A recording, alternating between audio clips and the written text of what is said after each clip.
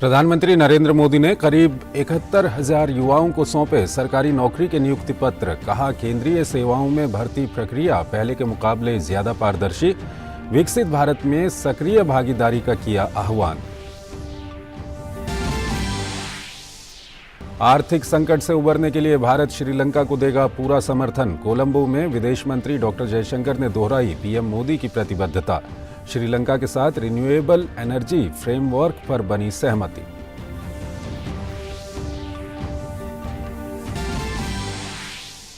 G20 health working group की बैठक का आज आखिरी दिन। इंटीग्रेटेड हेल्थ केयर और मेडिकल वैल्यू ट्रेवल समेत अन्य मसलों पर भी होगी चर्चा।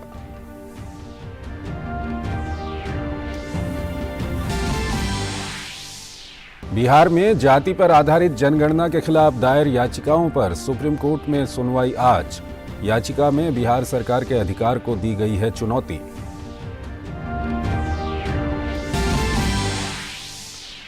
वाराणसी में काल भैरव और काशी विश्वनाथ मंदिर में बीजेपी अध्यक्ष जेपी नड्डा ने की पूजा। कार्यकाल बढ़ने के बाद पहली बार यूपी दौरे पर नड्डा। पार्टी पदाधिकारियों के साथ करेंगे बैठक। गाजीपुर में भी होगी जनसभा।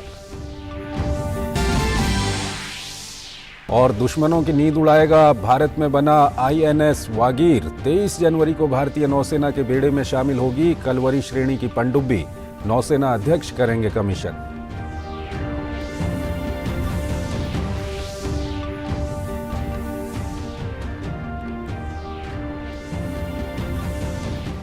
नमस्कार, डीडी न्यूज में आपका स्वागत है। मैं हूं चंद्रशेखर जोशी और आइए अब खबरें देखते हैं विस्तार से। प्रधानमंत्री नरेंद्र मोदी ने वीडियो कॉन्फ्रेंसिंग के माध्यम से सरकारी विभागों और संगठनों में भर्ती हुए नवनियुक्तों को 71,000 से ज्यादा नियुक्ति पत्र वितरित किए। इस अवसर पर प्रधानमंत्री इन नवनियुक्त लोगों को संबोधित भी कर चुके हैं। रोजगार मेला रोजगार सृजन को सर्वोच्च प्राथमिकता देने की प्रधानमंत्री की प्रतिबद्धता को पूरा करने की दिशा में एक कदम है। उन्होंने कहा कि शासन व्यवस्था में सरकार का मंत्र नागरिकों के हमेशा सही होने का है। सरकार का एक अहम हिस्सा होने के नाते विकसित भारत की यात्रा में आपकी सक्रिय भागीदारी रहेगी, विशेष जिम्मेवारी रहेगी। आप में से ज्यादातर लोग सरकार के प्रतिनिधि के तौर पर सीधे लोगों से जुड़ेंगे। आप में से हर कोई अपने तरीके से लोगों के जीवन को प्रभावित करेगा। आपने सुना होगा, व्यापार कारोबार की दुनिया में कहा जाता है कि कंज्यूमर इज ऑलवेज राइट। वैसे ही शासन व्यवस्था में हमारा मंत्र होना चाहिए, citizen is always right. PM ने कहा कि आज के समय में भर्ती प्रक्रिया में पारदर्शिता और रफ्तार को देखा जा सकता है। पीएम ने कहा कि पारदर्शी तरीके से भर्ती और पदोन्नति युवाओं में भरोसा जगाती है। ये पारदर्शिता बेहतर तरीके से उन्हें प्रतियोगिता में उतरने के लिए प्रेरित करती है। भर्ती प्रक्रिया में व्यापक बदलाव हुआ है। केंद्रीय सेवाओं में भर्ती प्रक्रिया पहले की तुलना में ज्यादा स्ट्रीमलाइन और टाइम बाउंड हुई है। साथियों, आज आप भर्ती प्रक्रिया में जिस पारदर्शिता और जिस रफ्तार को देख रहे हैं, वो सरकार के हर काम में दिख रहा है। सरकारी नौकरी का नियुक्ति पत्र देते हुए पीएम मोदी ने पश्चिम बंगाल की सुप्रभा विश्वास से बात की। पंजाब नेशनल बैंक में नौकरी पा चुकी सुप्रभा के हौसले बुलंद हैं। थोड़ा विस्तार से मुझे अपने परिवार के विषय में थोड़ा बताइए, और नौकरी मिलने के बाद परिवार में क्या बदलाव आया है? मेरे मम्मी पापा कभी सोचे नहीं थे कि मुझे इतनी जल्दी नौकरी मिल जाएगी। मैं इसलिए आपको बहुत धन्यवाद देना चाहती हूँ क्योंकि आपने इसका प्रोसेस बहुत जल्दी करवाया है। और मैं अभी मेरे मम्मी पापा को फाइनेंशियली हेल्प कर पा रही हूँ। As my father is a labour and my mother is a housewife, I always wanted to do something to achieve something in my life. क्या अनुभव आता है? आई गॉट कर्मयोगी प्लेटफॉर्म जो बना है उसका लाभ क्या हो रहा है आपको? यहाँ पर तरह तरह के कोर्सेज उपलब्ध है। जैसे कि मैं पब्लिक सेक्टर बैंक में जॉब करती हूँ, यहाँ पर कस्टमर डीलिंग का बात है। यहाँ पर हमें रोज कस्टमर व्यवहार करना पड़ता है। जैसे कि यहाँ पर एक कोर्स है इफेक्टिव कम्युनिकेशन का कोर्स, इससे मुझे बहुत ही फायदा हुआ। डिजिटल ट्रांजैक्शन का क्या अनुभव आता है आपको? जो क्लाइंट आते हैं उनको डिजिटल ट्रांजैक्शन के लिए कभी आपको बात करने का मौका मिलता है? लोगों का उत्साह है? हाँ सर, जैसे कि PNB वन एक ऐप है, हम लोगों को इंस्टॉल करने के लिए बोलते हैं जिससे कि वो कैश हो जाए, वो ट्रांजैक्शन ऑनलाइन में कर सके, उनको बैंक ना आना पड़े हर चीज के लिए, वो घर बैठे ही सब कुछ कर सके। सुप्रभा जी, जब मैं आप जैसी बेटियों को देखता हूं तो मन गर्व से भर जाता है। आप जैसे युवाओं की सोच को शक्ति देने के लिए हमारी सरकार हर संभव कोशिश कर रही है। मेरी आपको बहुत शुभकामनाएं हैं। विदेश मंत्री डॉक्टर एस जयशंकर श्रीलंका के दौरे पर हैं। विदेश मंत्री ने आज कोलंबो में अपने श्रीलंकाई समकक्ष अली साबरी के साथ संयुक्त प्रेस वार्ता की। डॉक्टर एस जयशंकर ने आर्थिक संकट से उबरने के लिए श्रीलंका को भारत के अटूट समर्थन की पुष्टि की। भारत को एक विश्वसनीय मित्र और पड़ोसी बताते हुए डॉक्टर जयशंकर ने श्रीलंका के साथ खड़े रहने की पीएम मोदी की प्रतिबद्धता को दोहराया। I would like to underline that India is a reliable neighbor, a trustworthy partner, one who is prepared to go the extra mile when Sri Lanka feels the need. My presence here today is a statement about Prime Minister Modi's commitment to neighborhood first. We will stand by Sri Lanka in this hour of need and are confident that Sri Lanka will overcome the challenges that it currently faces. विदेश मंत्री ने कहा कि कोलंबो दौरे का उनका प्राथमिक उद्देश्य इन कठिन क्षणों में श्रीलंका के साथ भारत की एकजुटता व्यक्त करना है। उन्होंने कहा, भारत विशेष रूप से ऊर्जा, पर्यटन और बुनियादी ढांचे के क्षेत्रों में श्रीलंका की अर्थव्यवस्था में अधिक से अधिक निवेश करेगा। India decided not to wait on others, but to do what we believe is right. We extended financing assurances to the IMF to clear the way for Sri Lanka to move forward. Our expectation is that this will not only strengthen Sri Lanka's position, but ensure that all bilateral creditors are dealt with equally. While doing that, we also know that Sri Lanka's pathway is one of a strong economic recovery propelled by greater investments. Here too, I have a clear message that I will be sharing with the business community. India will encourage greater investments in the Sri Lankan economy, especially in core areas like energy, tourism and infrastructure. विदेश मंत्री ने श्रीलंका में ऊर्जा संकट के बारे में कहा कि श्रीलंका में नवीकरणीय ऊर्जा की अपार संभावनाएं हैं। डॉक्टर जयशंकर ने बताया कि श्रीलंका के साथ रिन्यूएबल एनर्जी फ्रेमवर्क पर सहमति बनी है। Energy security is today one of Sri Lanka's most serious challenges. A search for solutions must necessarily encompass the larger region. Only then will Sri Lanka get the full benefit of scale. This country has enormous renewable energy potential that can become a sustainable source of revenue.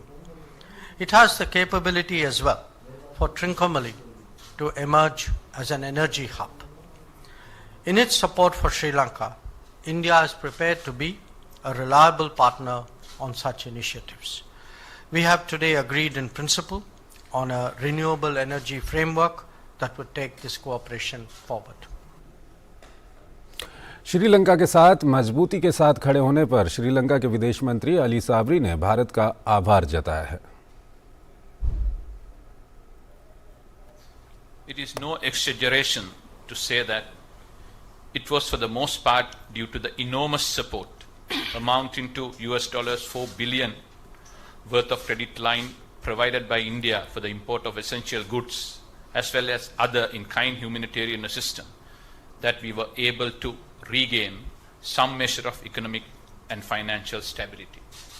For this, on behalf of the President Ranil Wickremesinghe and the government and the people of Sri Lanka, I convey our profound gratitude to Prime Minister Narendra Modi, the Indian government, to you, Dr. Jaishankar, and the people of India. Sri Lanka के विदेश मंत्री अली साबरी ने कहा कि भारत से मिली सहायता के कारण उनका देश वित्तीय स्थिरता के कुछ उपाय हासिल करने में सफल रहा। Relationship between Sri Lanka and India are based on cultural and historical links, shared values, and growing economic connection. It is widely accepted that India will be soon, or otherwise already, is one of the largest and fastest growing economies. India's largest source of tourists to Sri Lanka. We believe that India's growth will be beneficial to the region as well as to Sri Lanka. स्वास्थ्य मंत्री doctor Mansukh Mandaviya ने Twitter पर एक video साझा किया है। इस video में उन्होंने दिखाया है कि किस तरह G20 देशों के प्रतिनिधि प्रधानमंत्री जन औषधि केंद्र का तिरुवनंतपुरम में दौरा कर रहे हैं। इस वीडियो के साथ स्वास्थ्य मंत्री ने लिखा है कि G20 के प्रतिनिधियों ने प्रधानमंत्री भारतीय जन औषधि परियोजना पहल की प्रशंसा की। इस योजना के तहत देश के कोने कोने में लोगों को सस्ती कीमत पर गुणवत्तापूर्ण दवाएं मुहैया कराई जा रही हैं।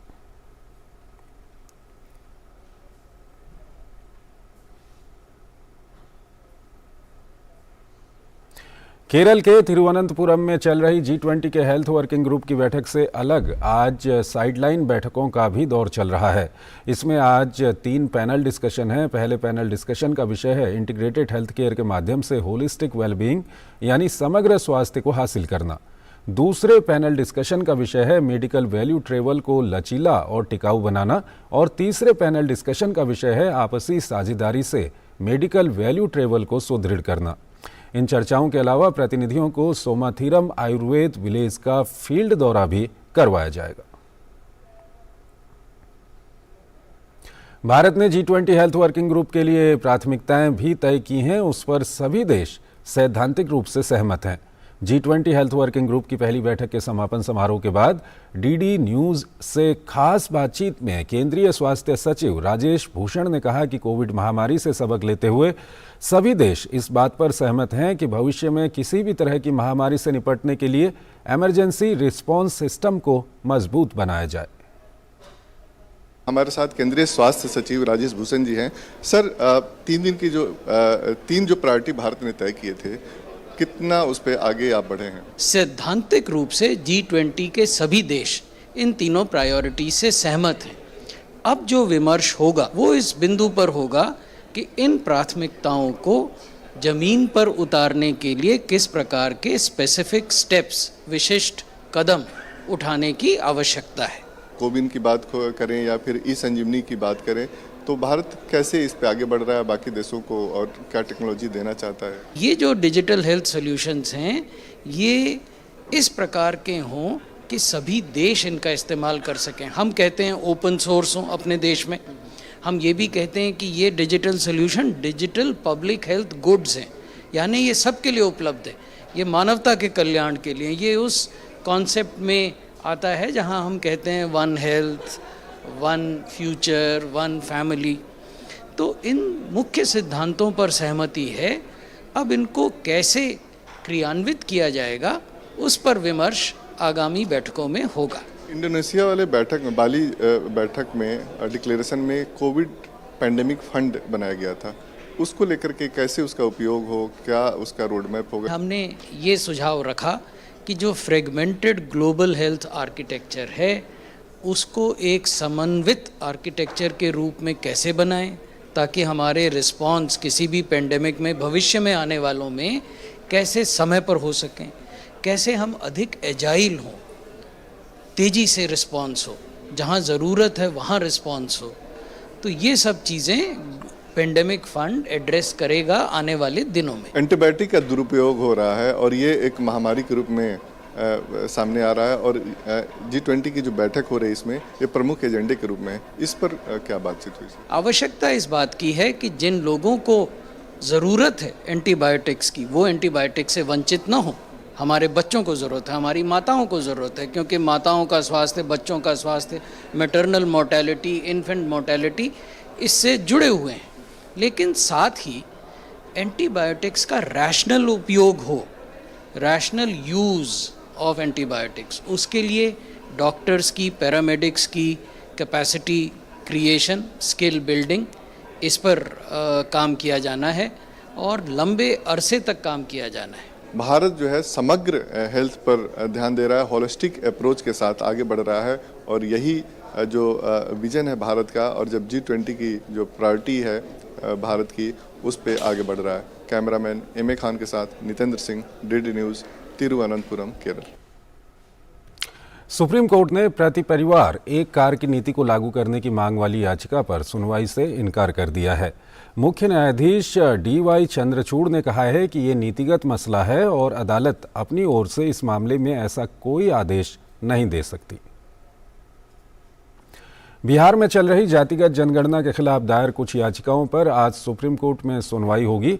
दरअसल बिहार में जाति पर आधारित सर्वेक्षण चल रहा है, जो बिहार सरकार का एजेंडा है। इसे रद्द करने की मांग करते हुए सुप्रीम कोर्ट में याचिका दायर की गई थी, जिसमें कहा गया है कि किसी भी राज्य सरकार का ये मनमाना, अवैध और तर्कहीन कदम है। इससे समाज में असमानता का भाव पैदा होगा।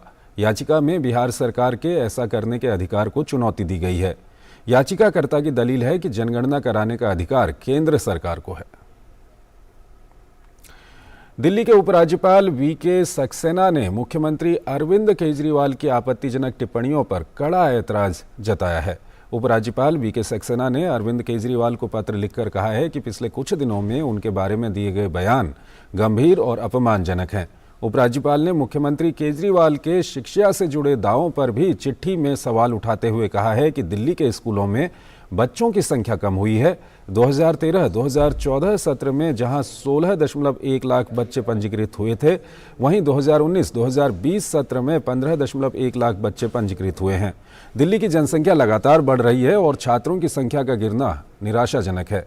एलजी ने अपने पत्र में कहा कि पिछले 8 सालों में दिल्ली में एक भी स्कूल नहीं बना है।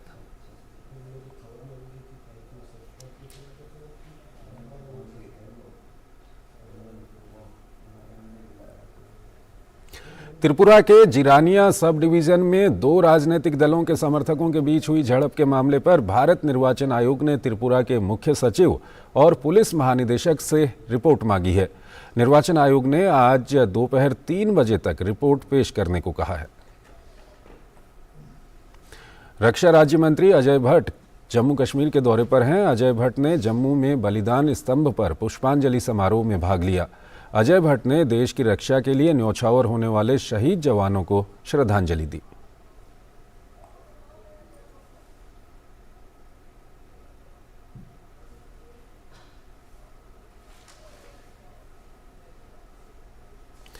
भारतीय जनता पार्टी के राष्ट्रीय अध्यक्ष अपना कार्यकाल बढ़ने के बाद पहली बार उत्तर प्रदेश के दौरे पर हैं। आज वाराणसी में जेपी नड्डा ने मुख्यमंत्री योगी आदित्यनाथ के साथ काल भैरव मंदिर और काशी विश्वनाथ मंदिर में पूजा की। नड्डा आज गाजीपुर में एक जनसभा भी करेंगे। संगठन की मजबूती के लिहाज से पार्टी पदाधिकारियों और कार्यकर्ताओं के साथ भी उनकी बैठक होगी।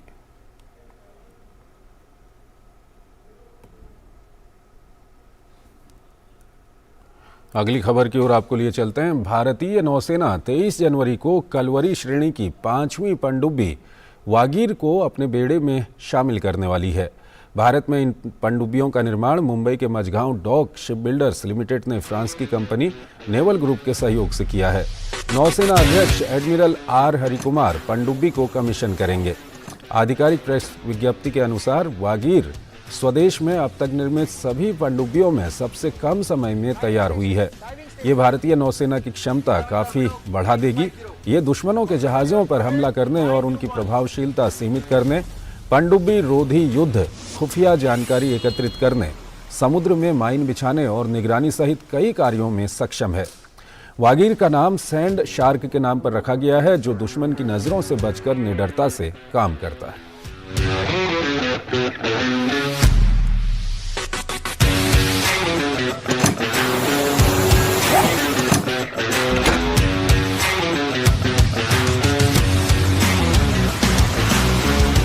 Diving station. Incoming torpedo, green 50. Countermeasures for it, fire tube 1.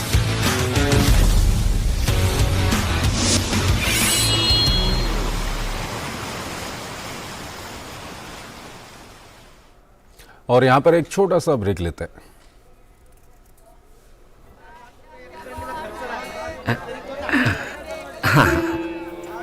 जैसे सही वजन से ग्राहक होते हैं खुश, वैसे ही सही सुरक्षा से परिवार होता है कल की चिंता से मुक्त। इसलिए मेरी मानो, आज ही जुड़िए प्रधानमंत्री जीवन ज्योति बीमा योजना और प्रधानमंत्री सुरक्षा बीमा योजना से, जो देती हैं 2-2 लाख रुपए का बीमा।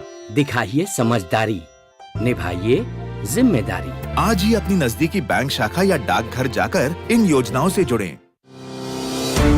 परीक्षा यानी रिजल्ट, एडमिशन, करियर और सक्सेस का प्रेशर। इस स्ट्रेस को मैनेज करने क्यों ना ले प्रधानमंत्री नरेंद्र मोदी जी से मोटिवेशन। अगर आपको फोकस करना है तो पहले डी फोकस होना सीख लीजिए। सिर्फ परीक्षा के अंक ही जिंदगी नहीं है। हर साल की तरह इस साल भी प्रधानमंत्री जी करेंगे विद्यार्थियों से सीधा संवाद और बढ़ाएंगे एग्जाम वॉरियर्स का हौसला। परीक्षा पे चर्चा 2023 देखिए डीडी न्यूज और सभी सोशल मीडिया प्लेटफॉर्म्स पर 27 जनवरी सुबह 11 बजे से।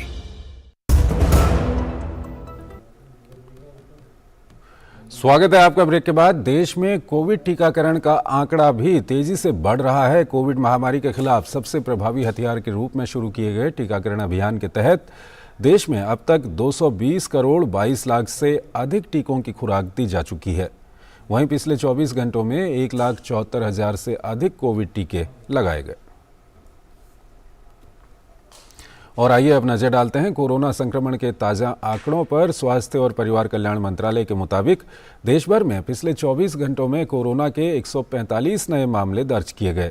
वहीं पिछले 24 घंटों में 161 मरीज उपचार करवाकर स्वस्थ हो चुके हैं, जिसके बाद देश में रिकवरी रेट 98.81% हो गया है। वहीं साप्ताहिक पॉजिटिविटी रेट वर्तमान में 0.08% दर्ज किया गया।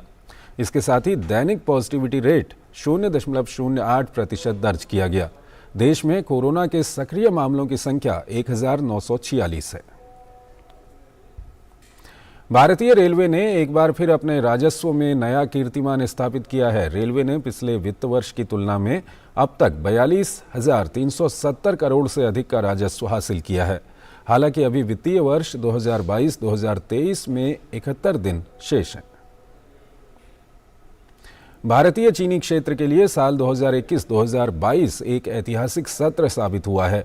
चीनी सत्र अक्टूबर से सितंबर 2021-2022 में भारत दुनिया का सबसे बड़ा चीनी उत्पादक और उपभोक्ता के साथ साथ ब्राजील के बाद दुनिया में चीनी का दूसरा सबसे बड़ा निर्यातक बनकर उभरा है।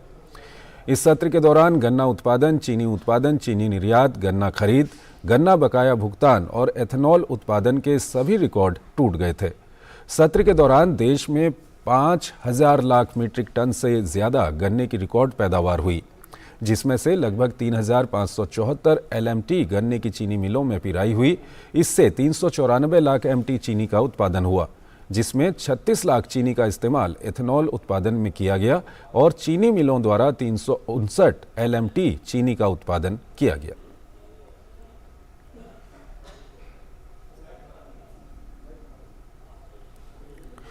विश्व विख्यात केदारनाथ धाम में एक बार फिर से बर्फबारी का दौर शुरू हो गया है। बर्फबारी के बाद केदारनाथ धाम का नज़ारा देखते ही बन रहा है। केदारपुरी इन दिनों सफ़ेद चादर ओढ़े हुए है। केदारनाथ धाम से बहने वाली मंदाकिनी नदी के बीच में भी बर्फ जम रही है। और जोशीमठ की अगर हम बात करें तो जोशीमठ में रात भर हुई बारिश के बाद अब बर्फबारी शुरू हो गई है। पहले ही भू धसाव से जूझ रहे जोशीमठ के लोगों की आफत और बढ़ सकती है। बारिश और बर्फबारी से जोशीमठ के भू धसाव वाले इलाकों में हालात और ज़्यादा बिगड़ सकते हैं। उत्तराखंड मौसम विभाग ने एक दिन पहले ही राज्य में बारिश और ऊंचाई वाले इलाकों में बर्फबारी होने की संभावना जताई थी।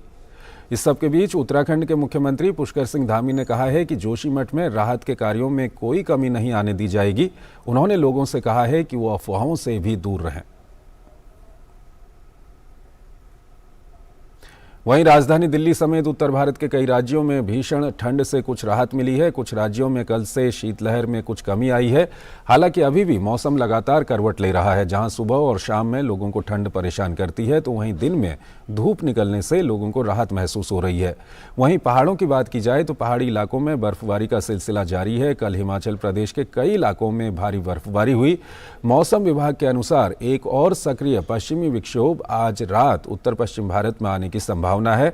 इससे मैदानी इलाकों के प्रभावित होने की संभावना है। इसके प्रभाव से 20 से 22 जनवरी को जम्मू कश्मीर, लद्दाख, हिमाचल प्रदेश और उत्तराखंड में हल्की से मध्यम बारिश और बर्फबारी की संभावना है। प्रयागराज के माघ मेले में निगरानी को बढ़ाने के लिए पुलिस शरीर पर पहने जाने वाले कैमरे का इस्तेमाल कर रही है। माघ मेले में चप्पे चप्पे पर नजर रखने के लिए 200 से अधिक कैमरे पहले ही लगाए जा चुके हैं। मेला क्षेत्र में सुरक्षा व्यवस्था के पुख्ता इंतजाम किए गए हैं, जिससे आपराधिक आतंकवादी गतिविधियों को रोका जा सके। साथ ही मेले में भीड़ को भी नियंत्रित किया जा सके। वरिष्ठ पुलिस अधीक्षक राजीव नारायण मिश्रा ने कहा कि मेले में सीसीटीवी और ड्रोन कैमरों के अलावा बॉडी वॉर्न कैमरों को जरूरी स्थानों पर लगाया है, जिसका उद्देश्य मेले में निगरानी को बढ़ाना है। पुलिस कर्मियों को बॉडी वॉर्न कैमरे के संबंध में प्रशिक्षण दिया गया है। जो बॉडी वॉर्न कैमरे हम लोगों ने माघ मेले क्षेत्र में व्यवस्थापित किए हैं, इसकी संख्या 80 है और इसकी जो रेंज है वो लगभग 30 से 35 मीटर की होती है। फीड इसका लगातार, इससे हम लोग स्टिल फोटोग्राफी भी कर सकते हैं और वीडियो रिकॉर्डिंग भी करके इंटीग्रेटेड कमांड सेंट्रल को हम लोग इसका फीड दे सकते हैं। इसको हम लोगों ने इस प्रमुखता जो हमारे प्रवेश द्वार हैं, 16 प्रवेश द्वार हैं, वहाँ पर व्यवस्थापन किया है। जो पार्किंग स्थल है वहाँ पर इसका व्यवस्थापन किया है। जो वाइटल इंस्टॉलेशन है, जहाँ पर सुरक्षा की आवश्यकता हम लोगों को अधिक महसूस होती है, वहाँ पर इसका व्यवस्थापन किया है। जो स्नान घाट है, जो उसका सर्कुलेटिंग एरिया है, स्नान घाटों से दूर सर्कुलेटिंग एरिया में भी इसका व्यवस्थापन हम लोगों ने किया है। वाराणसी के डालिम सनबीम रोहनिया स्कूल में प्रधानमंत्री मोदी के परीक्षा पे चर्चा कार्यक्रम को लेकर बहुत उत्साह है। यहाँ के अध्यापक और छात्र मानते हैं कि पीएम मोदी की ये पहल परीक्षा में बहुत सहायक है। परीक्षा पे चर्चा प्रधानमंत्री जी का है, उसके कारण बच्चों में एक बहुत, मैंने मतलब कहना चाहिए कि बच्चों को एक बहुत ज़्यादा उनको एक मोटिवेशन मिला है प्रधानमंत्री जी के कारण। और जहाँ तक हम लोग की बात है, हमारे विद्यालय के बच्चे और शहर के बच्चे, इनमें बहुत जागरूकता इसको लेके आई है और हम लोग सभी बहुत चाव से, सिर्फ बच्चे नहीं, हमारे शिक्षक और हमारे सारे पेरेंट्स, अभिभावक, सारे लोग बहुत इसको चाव से देखते हैं, क्योंकि कुछ ना कुछ इससे हमें सीखने को मिलता है। परीक्षा पर चर्चा प्रधानमंत्री जी द्वारा दिया गया एक ऐसा मंच है जहां आज के विद्यार्थी आधुनिक एग्जाम पैटर्न को लेकर या आधुनिक युग में रही एग्जाम से संबंधित किसी भी परेशानी को प्रधानमंत्री तक पहुंचा सकते हैं। प्रधानमंत्री जी द्वारा बहुत अच्छी सोच है कि उन्होंने बच्चों के टेंशन और बोर्ड्स के लिए जो भी बच्चों के मन में स्ट्रेस है वो दूर करना चाह रहे हैं और उनके सवालों के जवाब देके उनके ऊपर कोई प्रेशर नहीं डालना चाह रहे और ये कह रहे हैं कि आप जितना मेहनत कर सकते हैं आप उतना करें। बहुत बड़ा मंच है जो कि प्रधानमंत्री द्वारा स्टार्ट किया गया है और इससे हमारे जो स्टूडेंट लाइफ में जो तनाव होता है वो तनाव हट सकता है। और सर हमारे ज़िंदगी में सर वो जो हमें वो पॉजिटिवनेस मिलता है, जो ऊर्जा है, वो हम अपने लाइफ में सफलता की तरफ प्रयोग कर सकते हैं। परीक्षा पे चर्चा एक बहुत ही अच्छा कार्यक्रम है, जो कि जैसे कि हम कोविड बैच के स्टूडेंट्स रहे हैं और हमारी पढ़ाई बहुत स्थगित रही है पिछले साल, जिसमें हमारी पढ़ाई का काफ़ी लॉस हुआ है और हम अपने एग्ज़ाम्स को लेकर बहुत डरे हुए थे। लेकिन इनकी ये देखने से हमें काफ़ी हौसला मिला, हमारी जज्बा बढ़ा। परीक्षा पे चर्चा कार्यक्रम जो है वो हम विद्यार्थियों के लिए बहुत ही सफल रहा है, जिससे हमारा आत्मविश्वास बहुत आगे बढ़ा है और हम लोग बहुत अच्छे से अपना परीक्षा देने के लिए तैयार हैं। एक छोटा सा ब्रेक लेते हैं यहाँ पर।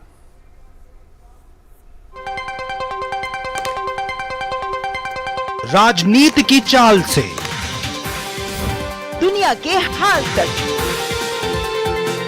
खेल के मैदान से किसान के खलियान तक, दिन भर की हर छोटी बड़ी खबर को समेटे खबर के हर किरदार को दिखाते हैं हम।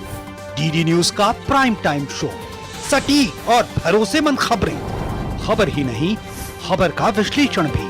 नए तेवर, नए कलेवर नई धार और नई रफ्तार के साथ देखिए न्यूज नाइट हर रात 8 बजे सिर्फ डीडी न्यूज पर।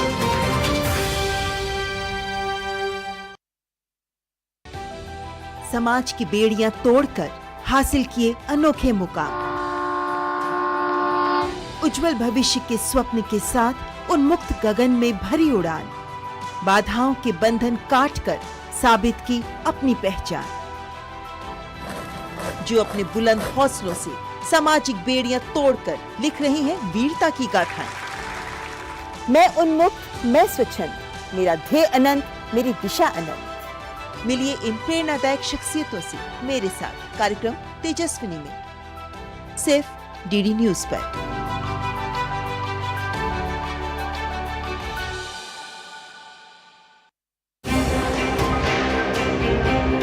आप मिलेंगे दो स्टार्टअप चैंपियन से जो है ड्रिंकिंग वाटर और एनर्जी इंडस्ट्री से। ये सेंसर्स हमें एक्यूरेटली बताता है कि कितना पानी फ्लो हो रहा है। पुराने ट्रेडिशनल मीटर्स में प्रॉब्लम क्या था कि पानी के साथ हवा भी घुस जाती है। हम दो पार्ट्स करते हैं हमारे स्टार्टअप में, एक है बिजली की सप्लाई और उसके बाद जब बिजली आपके घर में आ गई क्लीन तरीके से तो उसे कैसे कंज्यूम करना। हमको नई नई जो टेक्नोलॉजीज हैं या तो डेवलप करनी चाहिए या सीखनी चाहिए और फिर उनको अप्लाई करना चाहिए कि हम जो भी प्रॉब्लम्स पहले सॉल्व नहीं कर सकते थे वो अब सॉल्व कर पाएं।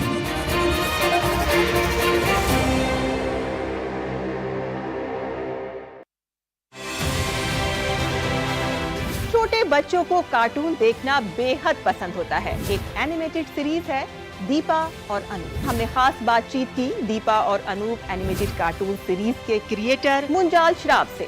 क्रिएटर को बच्चों के लिए कंटेंट बनाते वक्त किन किन बातों का ख्याल रखना चाहिए।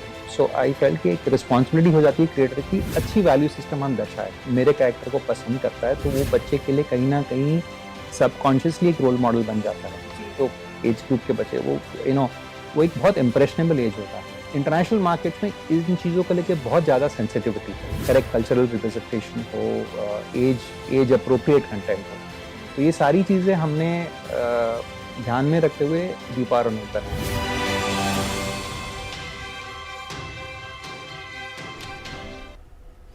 और इस वक्त एक बड़ी खबर सुप्रीम कोर्ट से आ रही है। बिहार में जातिगत जनगणना के खिलाफ सुनवाई हो रही थी सुप्रीम कोर्ट में और सुप्रीम कोर्ट ने सुनवाई से इनकार किया है। जस्टिस BR गवई की बेंच में सुनवाई हुई थी। पब्लिसिटी पाने के लिए याचिका दायर की गई, ये सुप्रीम कोर्ट की ओर से कहा गया है। याचिकाकर्ता को हाई कोर्ट जाने की नसीहत दी गई है। विकास सारथी हमारे साथ जुड़े हुए हैं। विकास, ये काफ़ी सबकी नज़र लगी हुई थी इस पर, क्या कुछ हुआ है?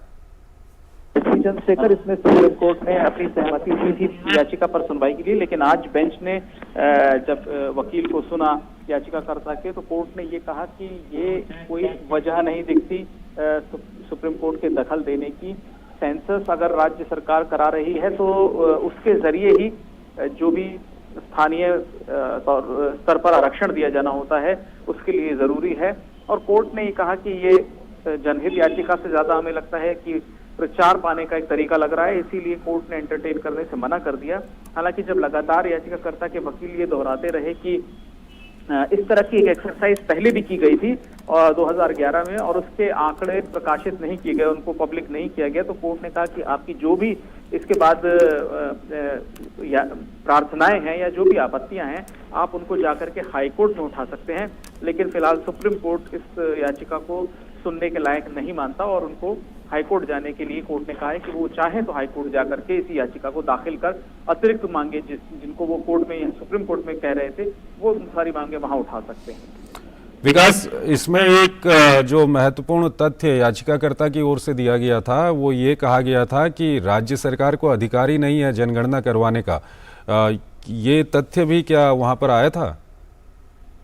यहाँ पर उन्होंने ये बात भी कही और ये भी कहा कि अगर राज्य कर भी सकता है किन्हीं एक्सेप्शंस में, तो उसमें इसको लेकर के कानून बनना चाहिए, यानी विधानसभा के स्तर पर यह निर्णय होना चाहिए, ना कि जिसको हम कहें कि एग्जीक्यूटिव ऑर्डर के आधार पर, एक शासकीय आदेश के आधार पर इस तरह की एक्सरसाइज की जा सकती है, गणना की। लेकिन कोर्ट ने मेरिट में कोर्ट नहीं गया कि आप किन बातों को उठाना चाह रहे हैं इस याचिका में। कोर्ट ने सीधे तौर पर यह कहा कि आप जो भी ऑब्जेक्शंस हैं इस एग्जीक्यूटिव ऑर्डर को लेकर के, आप उसको ले जाकर के हाईकोर्ट में रखें और हाईकोर्ट से मांग करें दखल देने की। सुप्रीम कोर्ट इस पर किसी तरह का कोई दखल नहीं देगा। यानी कि अभी क्या माना जाए कि सुप्रीम कोर्ट ने किसी तरह का इंटरफेयर नहीं किया है। सुप्रीम कोर्ट ने साफ साफ ये कहा है कि आप इस याचिका को लेकर हाई कोर्ट में जाए। जी चंद्रशेखर, अब जो भी सुनवाई अगर भविष्य में होती है इस मामले पर, इस विषय पर, तो वो हाई कोर्ट में होगी। हाई कोर्ट में याचिकाकर्ता जाएंगे, अपनी बात उठाएंगे, तो हाई कोर्ट हो सकता है इस पर सुनवाई करे। लेकिन सुप्रीम कोर्ट में एक से ज्यादा याचिकाएं थी चंद्रशेखर यहाँ पर सुप्रीम कोर्ट में, और उन्होंने दो याचिकाकर्ताओं ने अपनी बातों को उठाया, लेकिन कोर्ट ने फिलहाल हस्तक्षेप से इनकार कर दिया है और इसीलिए अब ये गेंद हाई कोर्ट के पाले में जाएगी अगर याचिकाकर्ता वहां जाते हैं तो। विकास, जो आप बता रहे हैं कि इस तरह की बात वहां पर सामने आई थी कि विधानसभा इस पर कानून बना सकती है, एग्जीक्यूटिव ऑर्डर के जरिए ये नहीं हो सकता है, ये कहां पर ये बात आई थी वहां पर? चंद्रशेखर, याचिका में ये बात उठाई गई थी कि ये इस तरह की जो पूरी कार्रवाई की जा रही है उसके लिए राज्य सरकार अधिकृत ही नहीं है, राज्य सरकार के पास ये शक्ति ही नहीं है कि वो इस तरह का सेंसस कराए। विधानसभा से एक कानून बनता विशेष रूप से इसको लेकर के, और तब इस पर आगे बढ़ा जा सकता था। हालांकि एक याचिकाकर्ता ने ये कहा कि सीधे सीधे ये यूनियन लिस्ट में आता है, ये केंद्र की सूची में आता है, ये और केंद्र का अधिकार है इस तरह का सेंसस कराना। तो यहाँ पर दो बातें थी। एक पक्ष का ये कहना था कि राज्य सरकार को पूरी तरह से किसी तरह का अधिकार ही नहीं है, और दूसरे याचिका में कहा गया था कि अगर वो कर भी सकते हैं तो इसके लिए शासकीय आदेश से कोई कार्रवाई नहीं की जा सकती, और इसको लेकर के विधानसभा से कानून पहले पारित हो और उसके बाद ही इस तरह की कोई जनगणना की जाए। ठीक है, यानी कि ये याचिकाकर्ता की ओर से कहा गया और सुप्रीम कोर्ट ने फिलहाल इस याचिका को सुना नहीं है, यानी कि इस पर विकास जो कुछ भी होगा वो अब हाईकोर्ट में होगा। बिल्कुल चंद्रशेखर, इसमें हाईकोर्ट में जो भी बातें उठाएंगे उनको हाईकोर्ट सुनवाई के लायक अगर मानेगा तो उस पर आगे वो सुनवाई करेगा। लेकिन इसको लेकर के काफी एंटिसिपेशन था, काफी अनुमान लगाए जा रहे थे कि सुप्रीम कोर्ट क्या इस पे किसी तरह का कोई दखल देगा। हालांकि 2 बार ये मामला सुप्रीम कोर्ट में अर्जेंट हियरिंग के लिए भी मांग की गई थी याचिकाकर्ताओं की तरफ से, और कोर्ट ने तब ये कहा था कि 2 याचिका आ चुकी हैं और जो भी याचिका इस बीच में आती हैं उन पर सब पर एक साथ 20 जनवरी को सुनवाई होगी।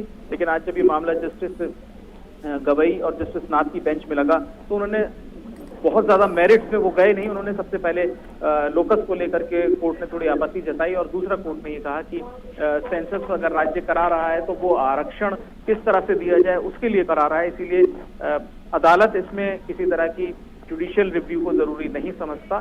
फिर भी आपके कुछ ग्रीवांसेस अगर हैं, अभी भी हैं, तो आप हाईकोर्ट जाइए। और जैसा एक सबमिशन ये था कि 2011 में भी सेंसस हुआ था, उसके आंकड़े जारी नहीं किए गए, तो वो सारी चीजें भी हाईकोर्ट ले जाकर के याचिकाकर्ता उठा सकते हैं। शुक्रिया विकास इन तमाम जानकारियों के लिए। अगली खबर की ओर हम आपको लिए चलते हैं। हम प्रधानमंत्री के कार्यक्रम परीक्षा पे चर्चा की बात कर रहे थे, तो वाराणसी के डालिम सनबीम रोहनिया स्कूल में प्रधानमंत्री मोदी के परीक्षा पे चर्चा कार्यक्रम को लेकर बहुत उत्साह है। यहाँ के अध्यापक और छात्र मानते हैं कि पीएम मोदी की ये पहल परीक्षा में बहुत सहायक है। परीक्षा पे चर्चा प्रधानमंत्री जी का है, उसके कारण बच्चों में एक बहुत, मैंने मतलब कहना चाहिए कि बच्चों को एक बहुत ज़्यादा उनको एक मोटिवेशन मिला है प्रधानमंत्री जी के कारण। और जहाँ तक हम लोग की बात है, हमारे विद्यालय के बच्चे और शहर के बच्चे, इनमें बहुत जागरूकता इसको लेके आई है, और हम लोग सभी बहुत चाव से, सिर्फ बच्चे नहीं, हमारे शिक्षक और हमारे सारे पेरेंट्स, अभिभावक, सारे लोग बहुत इसको चाव से देखते हैं, क्योंकि कुछ ना कुछ इससे हमें सीखने को मिलता है। परीक्षा पर चर्चा प्रधानमंत्री जी द्वारा दिया गया एक ऐसा मंच है जहां आज के विद्यार्थी आधुनिक एग्ज़ाम पैटर्न को लेकर या आधुनिक युग में रही एग्ज़ाम से संबंधित किसी भी परेशानी को प्रधानमंत्री तक पहुंचा सकते हैं। प्रधानमंत्री जी द्वारा बहुत अच्छी सोच है कि उन्होंने बच्चों के टेंशन और बोर्ड्स के लिए जो भी बच्चों के मन में स्ट्रेस है वो दूर करना चाह रहे हैं, और उनके सवालों के जवाब दे के उनके ऊपर कोई प्रेशर नहीं डालना चाह रहे, और ये कह रहे हैं कि आप जितना मेहनत कर सकते हैं आप उतना करें। बहुत बड़ा मंच है जो कि प्रधानमंत्री द्वारा स्टार्ट किया गया है और इससे हमारे जो स्टूडेंट लाइफ में जो तनाव होता है वो तनाव हट सकता है। और सर हमारे ज़िंदगी में सर वो जो हमें वो पॉजिटिवनेस मिलता है, जो ऊर्जा है, वो हम अपने लाइफ में सफलता की तरफ प्रयोग कर सकते हैं। परीक्षा पे चर्चा एक बहुत ही अच्छा कार्यक्रम है जो कि जैसे कि हम कोविड बैच के स्टूडेंट्स रहे हैं और हमारी पढ़ाई बहुत स्थगित रही है पिछले साल, जिसमें हमारी पढ़ाई का काफ़ी लॉस हुआ है और हम अपने एग्ज़ाम्स को लेकर बहुत डरे हुए थे। लेकिन इनकी ये देखने से हमें काफ़ी हौसला मिला, हमारी जज्बा बढ़ा। परीक्षा पे चर्चा कार्यक्रम जो है वो हम विद्यार्थियों के लिए बहुत ही सफल रहा है, जिससे हमारा आत्मविश्वास बहुत आगे बढ़ा है और हम लोग बहुत अच्छे से अपना परीक्षा देने के लिए तैयार हैं। जम्मू में अध्यापक और अभिभावक प्रधानमंत्री मोदी के परीक्षा पे चर्चा कार्यक्रम का इंतजार कर रहे हैं। इनका कहना है कि पीएम मोदी के इस कार्यक्रम से छात्रों को परीक्षा के तनाव से मुक्ति मिली है। स्टूडेंट्स को गैदर करके उनको उनका मनसबल बढ़ाया, उनका हौसला बढ़ाया, जिसकी वजह से जो है जो डिप्रेस स्टूडेंट भी थे वो भी जो है उनकी परीक्षा में काफ़ी अच्छे रिजल्ट्स उन्हें हासिल किए। हम चाहते हैं मोदी जी जो है ऐसे स्कीमें आगे भी करते रहें, ऐसे काम आगे भी करते रहें, जिससे आज का यूथ जो है, आज के स्टूडेंट्स जो हैं मोटिवेटेड रहें और अप्रिशिएट करते हैं। सब स्टूडेंट्स और बदवा के हमारे स्कूल के बच्चे भी और पूरे देश के बच्चे जो हैं मोदी जी का शुक्रिया अदा करते हैं। ये जो इनिशिएटिव है इससे जो टीचर प्रॉब्लम फेस कर रहे थे, अब वो प्रॉब्लम टीचर्स को नहीं आएगी, क्योंकि वो बच्चे को ईजिली अंडरस्टैंड कर लेंगे। तो मैं चाह रहा हूँ यही बताऊँगा कि प्राइम मिनिस्टर का एक बहुत बड़ा इनिशिएटिव है जिसमें टीचर्स को भी इन्वॉल्व किया जा रहा है, पेरेंट्स को भी इन्वॉल्व किया जा रहा है, तो जिसमें बच्चों को कंप्लीट अंडरस्टैंडिंग हो जाएगी टीचर्स को और बच्चे कभी ये प्रॉब्लम फेस ना करेंगे। एक बहुत बड़ा इक़दाम है और न सिर्फ मेरी बच्चियाँ जो हैं वो इससे मुस्तफ़ीद होंगी, बल्कि जहाँ मैं रहता हूँ मेरे इलाके के बाकी लोग भी इससे जो है उनका हौसला बढ़ेगा। क्योंकि जब ऑनरेबल प्राइम मिनिस्टर, किसी मुल्क के प्राइम मिनिस्टर जब किसी बच्ची, किसी पेरेंट या किसी टीचर के साथ बात करते हैं तो उससे यकीनन जो है उन सभी का हौसला बढ़ता है और न सिर्फ उस घर का बल्कि पूरे इलाके का हौसला जो बढ़ता है। मेरे 2 बच्चे हैं, एक 11th में पढ़ता है और दूसरा जो है मेरी बेटी है वो 8th में पढ़ती है। तो लास्ट ईयर भी जब इन्होंने मोदी जी का ये कार्यक्रम जो है टीवी पे देखा था तो तब से उनमें एक पढ़ने का अंदाज़ जो है, स्टाइल ऑफ जो उनका अपना स्टडीज़ का था, उनका टोटली चेंज हुआ। वो अपने आप को एक गाइडेंस जो करते हैं बड़े लोग, जो उन्होंने गाइड किया उनको कि किस तरह से प्रेशर के बिना अपने को पढ़ाई में सक्सेस लाना है। जम्मू के छात्रों का कहना है कि पीएम मोदी का ये कार्यक्रम सुनकर परीक्षा से जुड़ा उनका बोझ और तनाव कम होता है। पेरेंट्स को भी अपने बच्चों की टेंशन रहती है कि कैसे वो एग्ज़ाम करेंगे, वो पास होंगे कि नहीं। तो प्राइम मिनिस्टर जो उनके साथ इंटरेक्ट करेंगे तो वो भी जो है, पेरेंट्स भी जो है अच्छा मोटिवेटेड फील करेंगे। अब वो टीचर भी जो है वो भी इंटरेक्ट कर रहे हैं, तो बहुत ही अच्छी बात है, बहुत ही अच्छा इनिशिएटिव है। और बोला जाता है कि बच्चों की डेवलपमेंट के लिए टीचर, पेरेंट्स बहुत ही ज़्यादा इंपॉर्टेंट है और प्राइम मिनिस्टर मोदी जी इन दोनों से इंटरेक्ट कर रहे हैं, जो कि एक बहुत ही अच्छा इनिशिएटिव है प्राइम मिनिस्टर जी के द्वारा। ये दिल से ये एग्ज़ाम का डर निकल गया कि हमें स्टूडेंट्स को भी इन्वॉल्व किया, टीचर्स को भी इन्वॉल्व किया और पेरेंट्स को भी इन्वॉल्व किया। हम बहुत खुश हुए इस स्टेप से और हम चाहते हैं कि मोदी जी और ऐसे स्टेप्स उठाएं आगे। ये बहुत ही अच्छा है। जो बच्चे डीमोटिवेट फील करते थे, जिनका कॉन्फिडेंस लो था, अब वो भी मतलब कि उनका जो कॉन्फिडेंस लेवल है वो बढ़ रहा है, उनका कॉन्फिडेंस एनकरेज हो रही हैं वो स्टडीज़ के रिलेटेड, और वो बहुत ही अच्छा फील कर रही हैं और हम भी बहुत अच्छा फील कर रहे हैं। 27 जनवरी को दिल्ली के तालकटोरा स्टेडियम में होने जा रहे प्रधानमंत्री मोदी के परीक्षा पे चर्चा में भाग लेने के लिए शिमला के दयानंद पब्लिक स्कूल के शौर्य वालिया और convent Jesus and Mary school की सना धर्मा का चयन हुआ है। बहुत ज़्यादा खुशी हो रही है मुझे, मतलब शब्दों में बयान नहीं कर सकता मैं अपनी खुशी को। बहुत एक्साइटमेंट तो बहुत ज़्यादा है। बच्चों के लिए एक प्लेटफॉर्म है ये, जहाँ पर वो अपने मन की जितनी भी उनको स्ट्रेस है वो मतलब शेयर कर सकते हैं प्राइम मिनिस्टर से हमारे। तो फिर उनके लिए तो बहुत अच्छी, मतलब उनके लिए अपना स्ट्रेस रिलीज करने के लिए बहुत अच्छा प्लेटफॉर्म मिलता है उनको। मैं बहुत ज़्यादा खुश हूँ। मेरे पास शब्द नहीं है ये बताने के लिए कि मैं खुशी जाहिर नहीं कर पा रही हूँ अपना इस टाइम। और जहाँ तक हम परीक्षा पे चर्चा की बात करते हैं, ये बहुत अच्छा एक इनिशिएटिव है जो हमारी गवर्नमेंट ने उठाया है, हमारे प्रधानमंत्री जी ने उठाया है, ताकि इसकी वजह से जितने भी देश में बच्चे हैं जो परीक्षा की तैयारी कर रहे हैं, 10th के हैं, 12th के हैं, जो भी तैयारी कर रहे हैं, वो एक स्ट्रेस फ्री एटमॉस्फेयर की ही तैयारी करें इसकी। दिल्ली से सटे नोएडा में छात्र और अध्यापक परीक्षा पे चर्चा का बेचैनी से इंतजार कर रहे हैं। उनके लिए एक उत्सव की तरह है ये, जो उनके लिए पढ़ाई और इम्तिहान में बहुत काम आता है। प्रधानमंत्री जी परीक्षा पे चर्चा करने वाले हैं 27 जनवरी को, तो हमारे सारे बच्चे जिनको ज़रा भी स्ट्रेस है वो इस बात का इंतज़ार करें कि कब प्रधानमंत्री जी हमारे साथ बात करेंगे और हमारी उलझनों का समाधान करेंगे।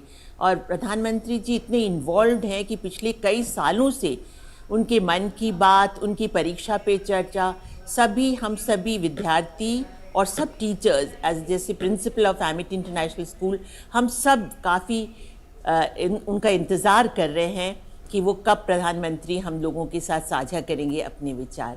हम सबको इंतज़ार है परीक्षा पे चर्चा का। वो हमारे लिए एक महोत्सव सा है, एक सेलिब्रेशन है।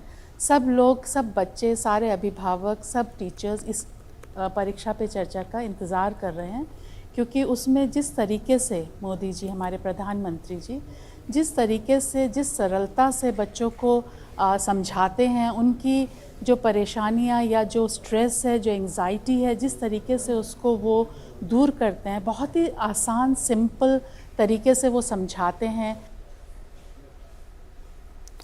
और आइए दूसरी खबरों की ओर चलते हैं। आईसीआईसीआई बैंक लोन घोटाला मामले में वीडियोकॉन समूह के संस्थापक वेणुगोपाल धूत को राहत मिली है। बॉम्बे हाईकोर्ट ने वेणुगोपाल को अंतरिम जमानत दे दी है। सीबीआई ने उन्हें बीते साल सितंबर में गिरफ्तार किया था। इससे पहले वेणुगोपाल ने सीबीआई द्वारा अपनी गिरफ्तारी के खिलाफ हाईकोर्ट में रिट याचिका दायर की थी। हाईकोर्ट ने इस पर अपना फैसला सुरक्षित रख लिया था। भारतीय कुश्ती महासंघ के अध्यक्ष बृजभूषण शरण सिंह के खिलाफ ये मुलाकात जो हुई है केंद्रीय मंत्री अनुराग ठाकुर से खिलाड़ियों की, वो काफ़ी सौहार्दपूर्ण माहौल में हुई। गौरतलब है कि कुश्ती संघ के अध्यक्ष बृजभूषण शरण सिंह के खिलाफ यौन शोषण के आरोप लगे। इसके बाद दोनों तरफ से आरोप प्रत्यारोप का दौर शुरू हुआ। भारतीय कुश्ती महासंघ के सदस्यों पर पहलवानों द्वारा लगाए गए आरोपों के मामले में खेल मंत्री ने कहा है कि भारतीय कुश्ती महासंघ को नोटिस भेजकर जवाब मांगा गया है।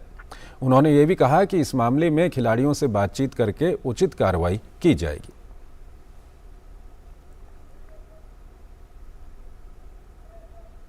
खिलाड़ियों ने जो आरोप लगाए वो गंभीर किस्म के हैं और उसका संज्ञान लेते हुए भारत सरकार ने, खेल मंत्रालय ने तुरंत कार्रवाई करते हुए रेसलिंग फेडरेशन ऑफ इंडिया को नोटिस भी दिया, 72 घंटे के अंदर जवाब भी मांगा है।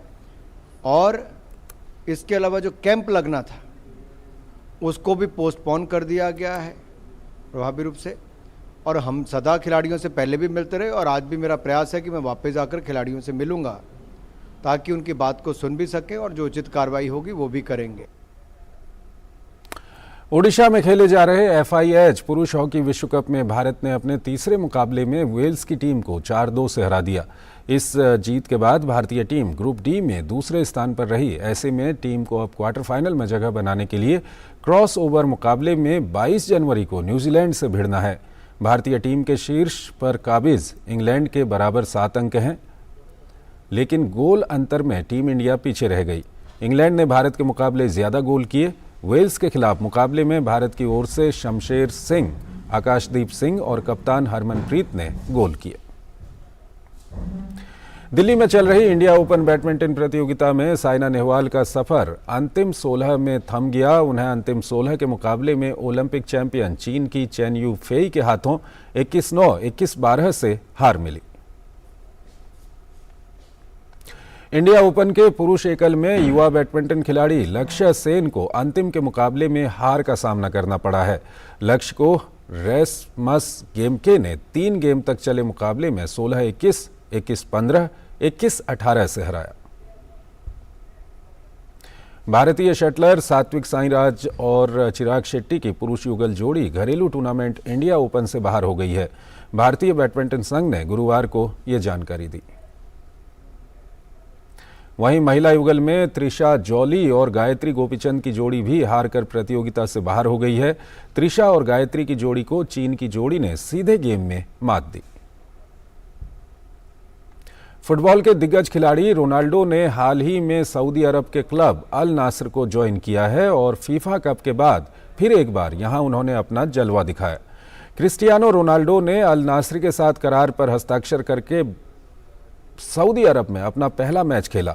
पीएसजी के खिलाफ खेले गए इस मुकाबले में हालांकि पीएसजी की टीम ने मैच को 5-4 के अंतर से अपने नाम किया, लेकिन इस बड़े मुकाबले में दोनों ही क्लब्स के दिग्गज खिलाड़ियों का दबदबा देखने को मिला, जहां दोनों ओर से दनादन गोल दागे गए। इस मैच में जहां एक ओर पीएसजी के स्टार खिलाड़ी लियोनेल मेसी और एम्बापे ने गोल किए, वहीं अल नास्र की ओर से अपना पहला मुकाबला खेल रहे क्रिस्टियानो रोनाल्डो ने 2 गोल दागे। पूर्व विश्व नंबर 1 और 9 बार के ऑस्ट्रेलियन ओपन चैंपियन नोवाक जोकोविच साल के पहले ग्रैंड स्लैम ऑस्ट्रेलियन ओपन के तीसरे दौर में पहुंच गए हैं। जोकोविच ने दूसरे दौर के मुकाबले में फ्रांस के एंजो कोआकॉट को 6-1, 6-7, 6-2, 6-0 से शिकस्त दी। वहीं ब्रिटेन के एंडी मरे भी तीसरे दौर में पहुंचने में सफल रहे। मरे ने दूसरे दौर के मैच में ऑस्ट्रेलिया के थनासी कोकिनाकिस को 4-6, 6-7, 7-6, 6-3, 7-5 से शिकस्त दी। उधर महिला वर्ग में ऑन्स जेब्योर दूसरे दौर से बाहर हो गईं।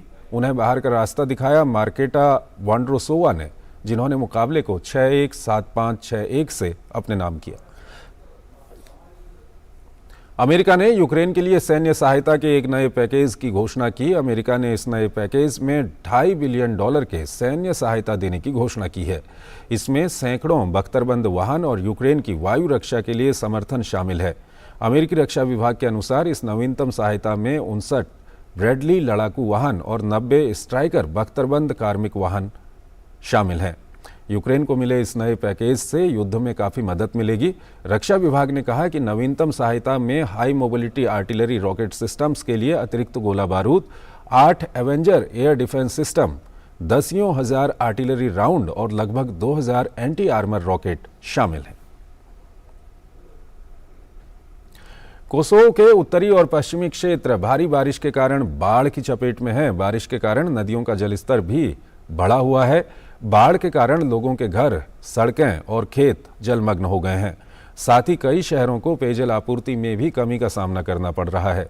भारी बारिश के जल शोधन करने वाली फैक्ट्रियां भी इसके कारण दूषित हो गई हैं, जिससे कुछ इलाकों में पीने के पानी में कटौती करनी पड़ रही है।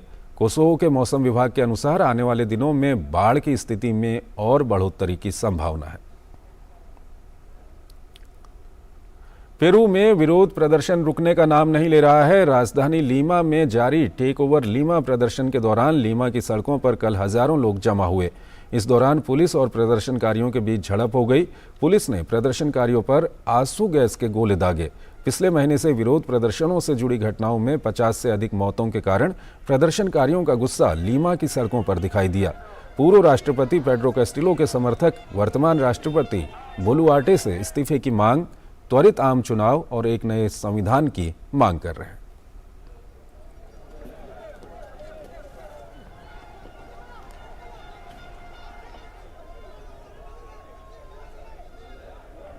तो इस बुलेटिन में फिलहाल इतना ही। आप बने रहिए डीडी न्यूज़ के साथ। नमस्कार।